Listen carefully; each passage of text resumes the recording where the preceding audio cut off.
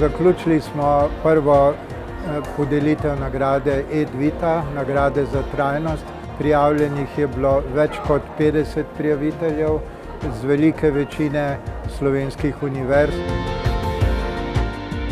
Prijavi na nagrado Edvita nas je spodbudil razpis, ki smo se ga iskreno zelo razveselili, kajti to je prvi taki razpis v slovenskem prostoru, kjer smo lahko pokazali, zakaj si prizadevamo in kaj lahko dosežemo, če delamo skupaj.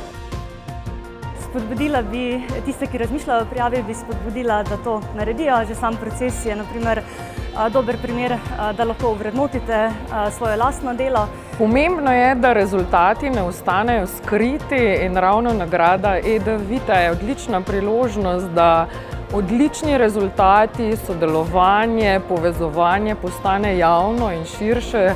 Zdi se mi pa, da prav trajnostni projekti zahtevajo veliko pokritje v medijih, zaradi tega, ker je to pravzaprav edina stvar, v katero bi morali vsi vlagati.